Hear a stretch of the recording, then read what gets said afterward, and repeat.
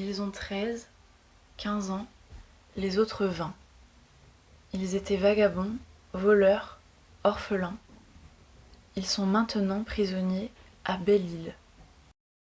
Dès le matin, ils cassent la pierre pour construire des chemins, sous l'œil du gardien.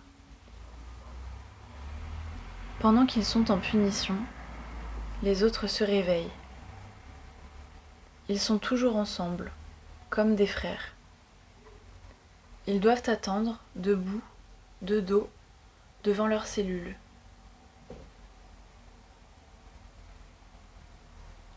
Le gardien fait l'inspection. Il a un bâton.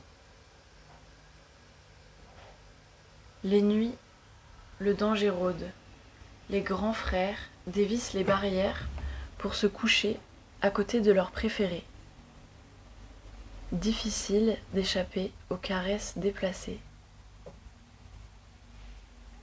Ils vont se laver. Mais il n'y a pas d'eau. C'est seulement pour la photo. Le ministère de la Justice a commandé un reportage de photographie.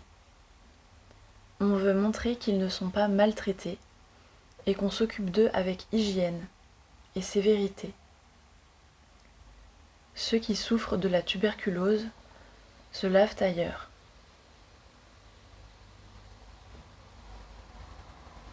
Ensuite, c'est l'heure de la leçon.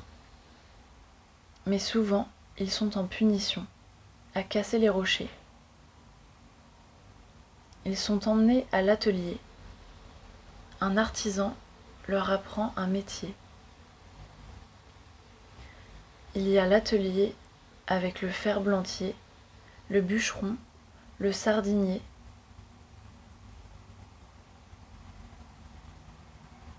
De leur travail, ils ne touchent presque rien.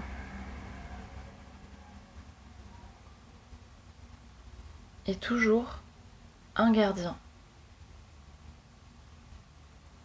Celui qui se fait raser vient d'arriver. Ici sont envoyés les prisonniers qui ont déjà fugué. Après l'atelier, ils doivent s'occuper du jardin, du potager, des vaches et du poulailler. De Belle-Île, impossible de s'échapper. Le mur est armé de tessons de verre brisés et la mer, au loin, est trop agitée. Certains s'y sont déjà ouverts la jambe en voulant passer par-dessus, d'autres se sont noyés. Depuis le port, les locaux se font un devoir de les surveiller. Le soir, ils vont enfin manger, de dos, sans se regarder, de la soupe, et surtout du pain. Les grands frères font le service. Et toujours des gardiens. Un soir, ils en ont marre. Ils montent une mutinerie. Tous en même temps, au repas, ils se jettent sur les gardiens. Ils les frappent avec leurs poings, avec des fourchettes, ils les étranglent. Ils hésitent à les tuer.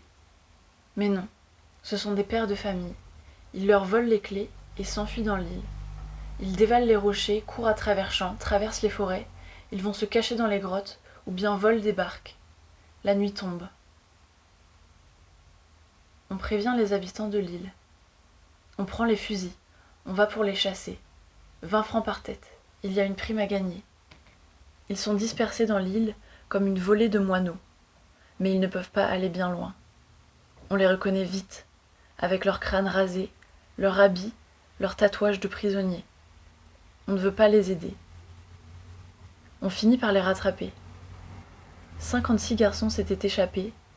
Tous ont été retrouvés. On leur passe les menottes, on les jette au cachot. Ils ont goûté à la liberté, ils vont le payer.